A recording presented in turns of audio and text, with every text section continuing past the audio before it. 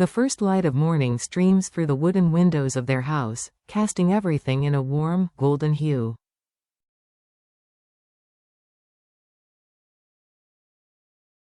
The air is mellow, soaked in the scent of wood and the lingering earthiness of dew.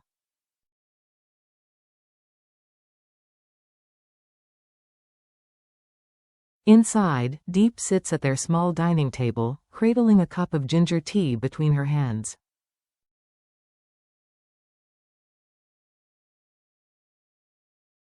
Her fingers rest lightly on the mug, feeling its warmth seep in. Her mornings have slowed since becoming pregnant, each movement deliberate, as though her body is speaking a softer, slower language now.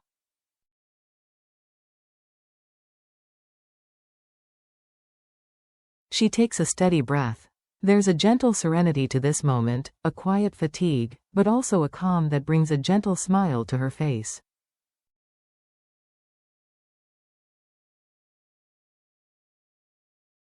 This is her rhythm now, unhurried and peaceful. Then, a subtle sound cuts through the tranquility.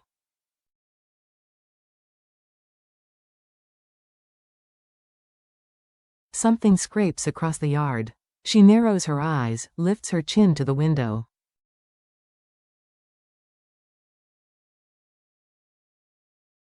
The creaking noise, punctuated with a grunt, is deliberate, persistent.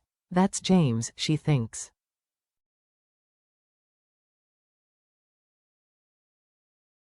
There's no mistaking that sound. Stepping outside, she moves slowly, her hand dropping to rest on her belly.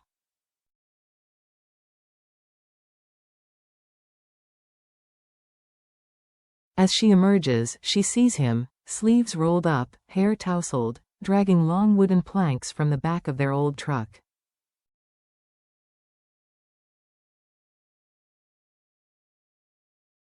Beside him, little NHI bounces with excitement, arms raised, as though orchestrating the entire operation.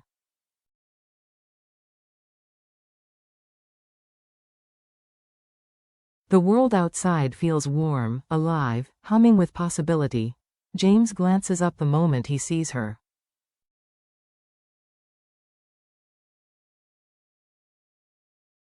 "Good morning, love," he says, voice unusually light but tinged with nerves.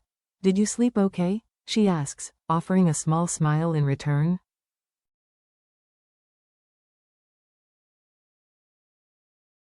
His response is honest, but strained. "I did. Just not a lot." She nods, accepting that quietly.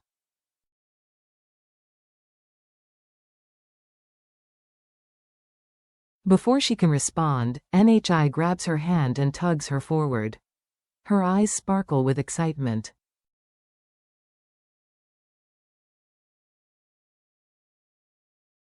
"Guess what?" NHI exclaims. "Uncle James is making something for the baby." Diep turns to James, warmth spreading across her face.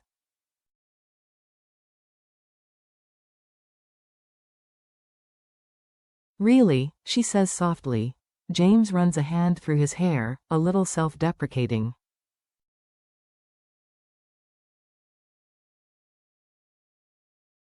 "Yeah," he admits. "I want to build a cradle. Something special. From my hands, from our home."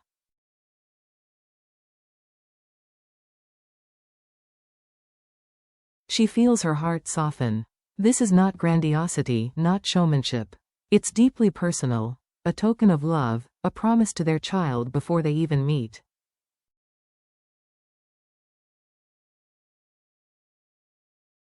Relief floods his features, and she clasps his arm gently. "That's beautiful," she tells him.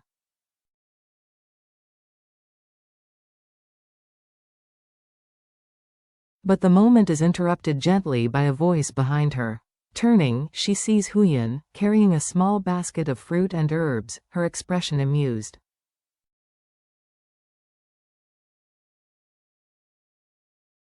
"Beautiful," Huyen teases. "But can he actually do it? Last time he built a table, it shook every time someone sneezed."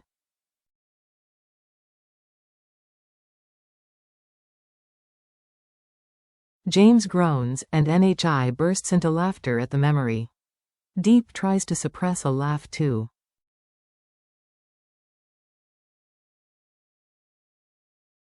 She steps closer, laying a calming hand on Jameis' arm. I trust you, she says. The words are simple, but she watches him straighten, as though she has just awarded him a medal.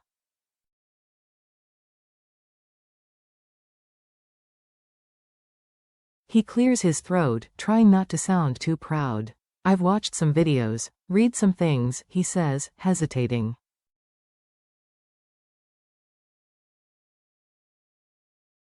Huyen raises an eyebrow. Reading instructions? She asks, surprised. Since now, he replies, firmly.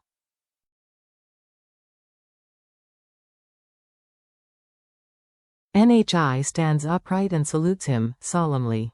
I believe in you, Uncle James. He reaches down to ruffle her hair, his cheeks flushing.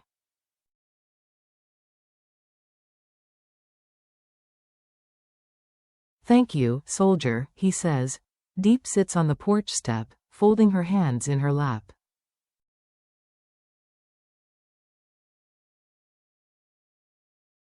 She watches the scene unfold. The smell of fresh wood, the soft sunlight warming the yard, Nye's endless chatter, and James, who looks like a man about to build a cathedral, not just a cradle.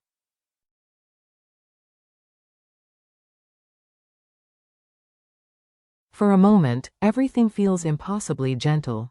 James starts organizing the planks on the ground.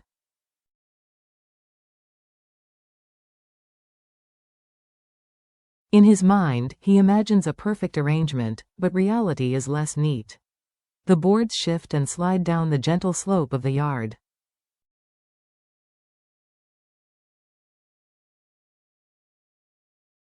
Little NHI rushes to help, pushing them back into place, chanting, 1 plank, 2 plank, we are builders, with serious delight.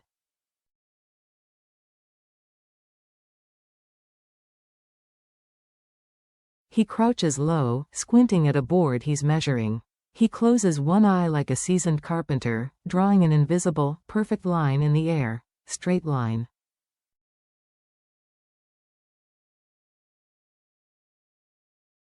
Baby deserves perfect line, he raises the saw, and Huyen immediately steps back.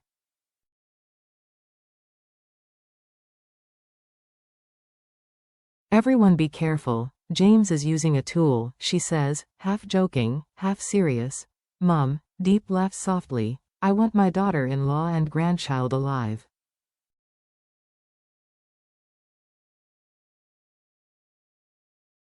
James doesn't respond, but his focus doesn't waver.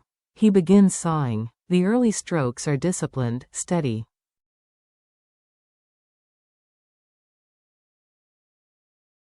Then, without warning, the saw slips slightly. The line veers. His breath catches.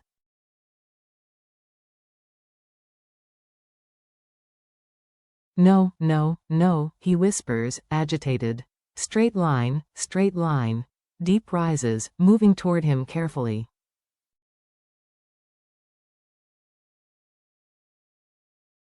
Honey, she says softly, it's okay if it's not perfect. He sets the saw down, shoulders sagging.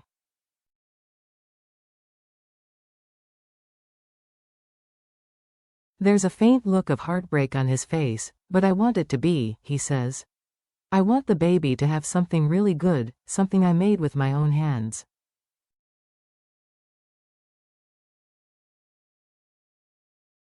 She reaches forward, but he's already standing a little straighter, reminding himself of something.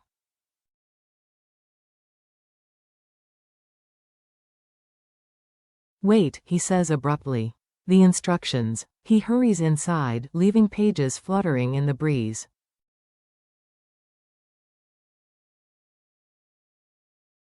He returns with diagrams and printed plans, gripping them firmly under his elbow as he flips pages against the wind.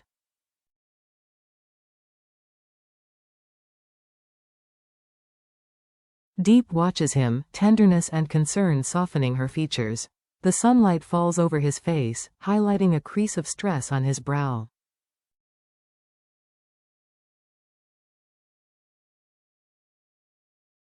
You don't have to push so hard, she says, quietly. He pauses. I'm not pushing myself. I'm focused.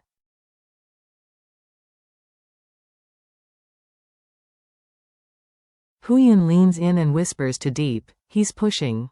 Diep exhales slowly, feeling the tension between pride and worry.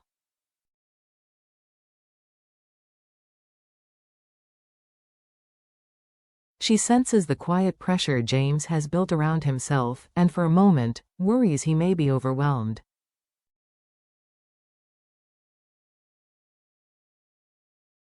She steps forward again, more determined. Let me help, Diep offers.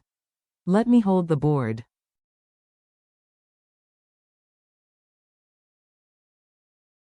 He freezes for a heartbeat, surprise and hesitation flickering across his face. No. No, you shouldn't strain yourself, he says.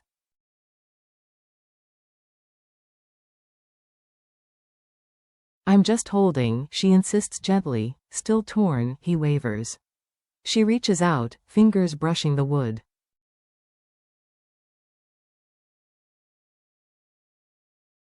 Another moment of hesitation. Then she moves the board. Diep, he says quietly, his voice shaky, please.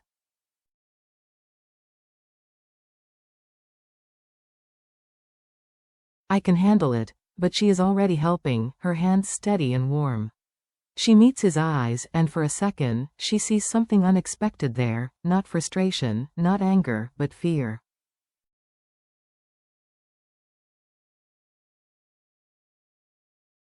Real fear. The fear of not being enough, and she realizes, he isn't just worried about the cradle.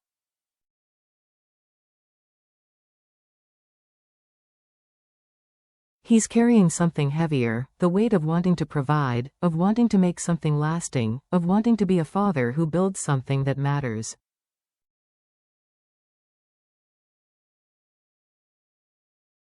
He straightens, tension still in his posture. I really want to do this right, he says, voice low.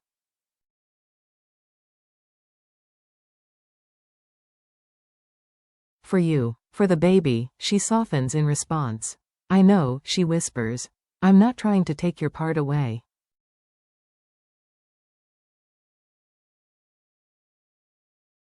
They both pause, but something has shifted in the air, a misunderstanding, a small distance created by their good intentions.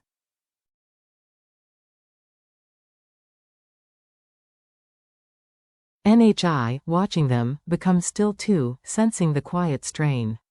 The breeze moves through the yard, rustling leaves overhead.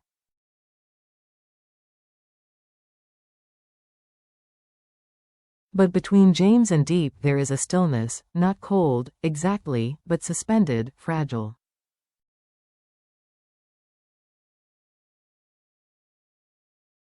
I wasn't trying to take over, Diep says softly, lowering her hand. I just want to help.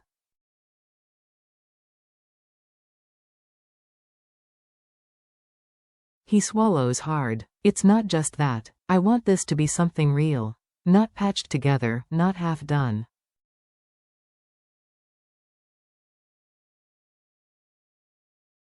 I want our child to grow up knowing that I tried, that I gave my whole heart to it.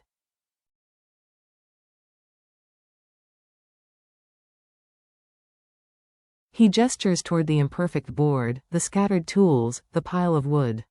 Sometimes I'm not sure I can even control it.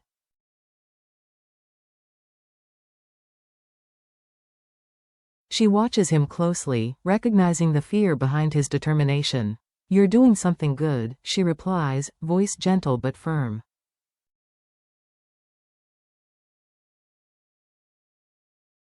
He breathes shaky, as though he's been holding his breath, and then suddenly pulls himself up.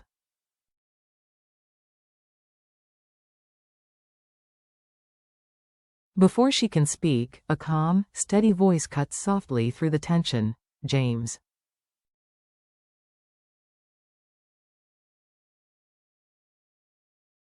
It's Huyen, already holding a piece of sandpaper. She takes the board he cut and begins smoothing its rough edge with slow, deliberate strokes.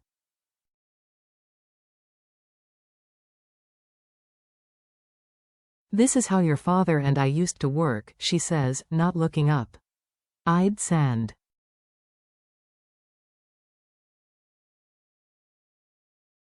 he'd cut. Some things aren't meant to be done alone. Diep feels something loosen inside her, as if a small knot she hadn't noticed has finally begun to unwind.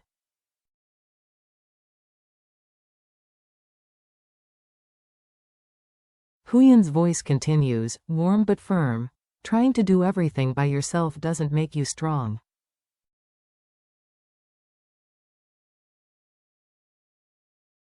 It just makes you tired. James lowers his head, absorbing her words.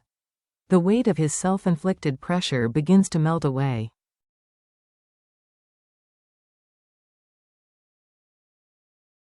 He looks up, meeting Diep's eyes, and she smiles softly.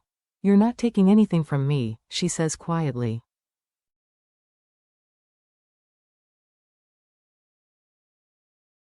"You're loving me. That's different." Huyen passes the now sanded board back to James.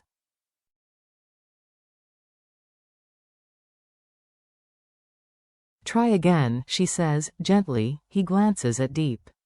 She nods. He steadies himself, positions the board, and asks, "Ready?"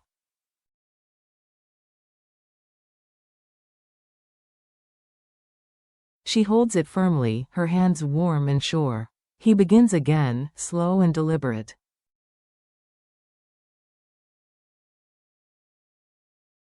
The saw moves more carefully this time. The cut isn't perfect, but it's straighter.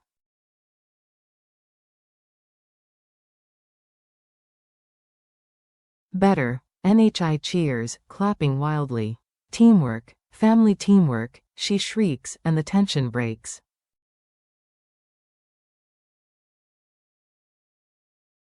Laughter ripples through the yard. In that moment, everything shifts.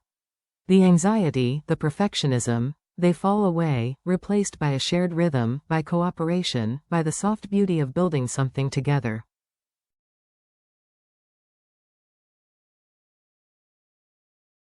James continues working with newfound care, refusing to hurry. Diep supports him, holding each piece steady.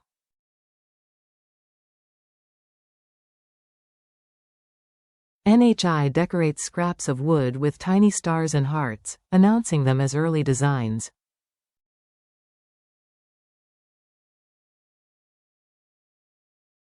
Huyen hums as she sands joints, smoothing every rough edge. There is no rush. No pressure.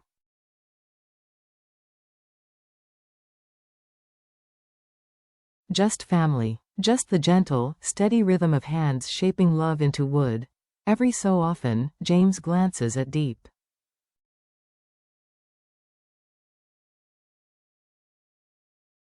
She catches his eye and nods, offering a small smile. At one point, she stands too quickly and wobbles slightly.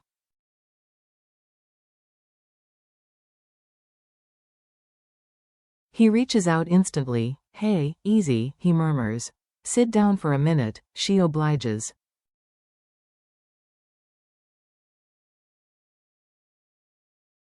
He helps her into a chair, brushes a strand of hair from her forehead, and kisses her softly.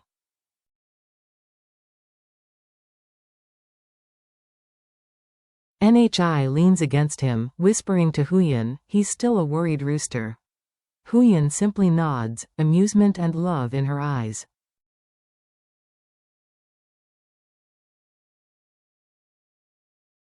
As the afternoon sun begins its slow descent, the cradle begins to take shape.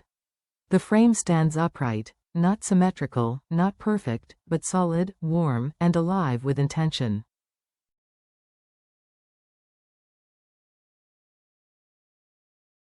They stand together, the three of them, James, Diep, and NHI. The cradle is modest. One side dips slightly, the paint thickens unevenly around joints, and a newly placed sticker on one rail sits crookedly.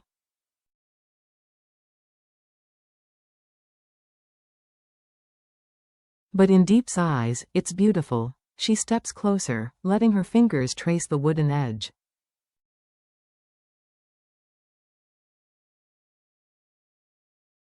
The imperfections are not flaws, they are memories, evidence of effort, and quiet love.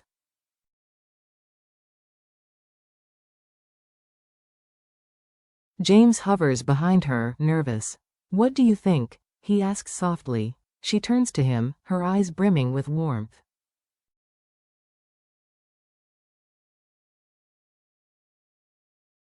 I think it's perfect. He exhales, relief washing over him. He relaxes in that moment, his shoulders softening for the first time.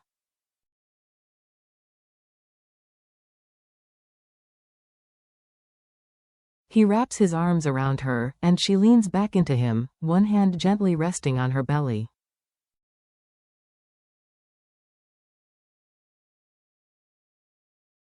NHI climbs into Diep's lap, as if the cradle has already become their center. The yard seems to hold its breath in the gentle golden light.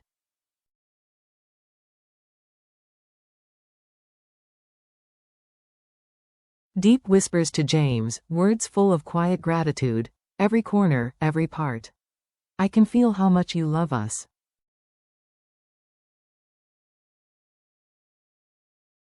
He presses his forehead to her temple. I just want to give you both something good, he says.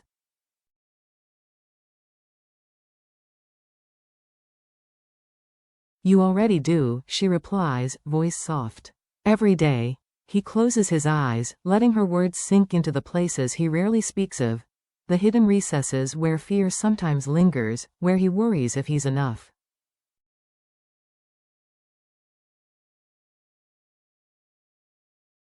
As the sun dips lower, painting the sky in amber hues, they carry the cradle inside, gently placing it in the living room.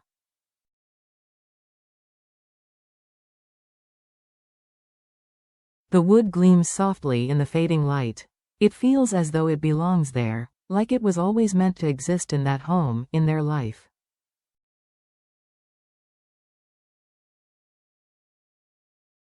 NHI stands beside it, proud. Can the baby sleep here tonight? She asks, hopeful.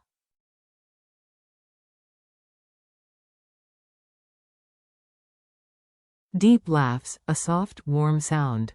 Not yet, sweetheart, she says. Oh right, no baby yet.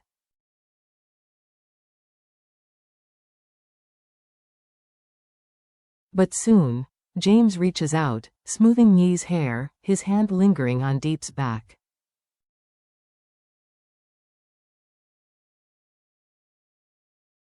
Thank you, he whispers. For helping me, for letting me. She turns, smiling. Thank you for building this with me, she says.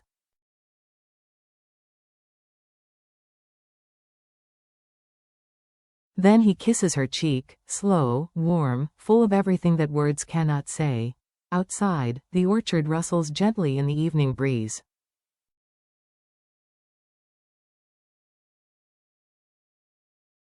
Inside, their wooden house glows with something new, not just a cradle, but a memory carved in wood, in effort, in love.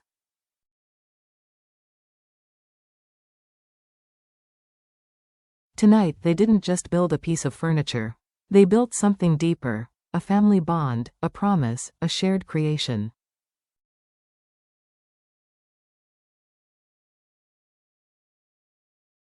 In the imperfect lines, the shaky cuts, and the small misunderstandings, therein lies the true beauty.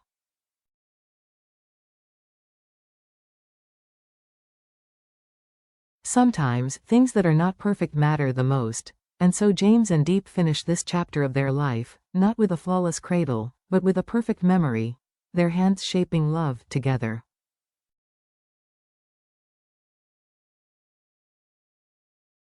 Thank you for sharing this tender chapter with them.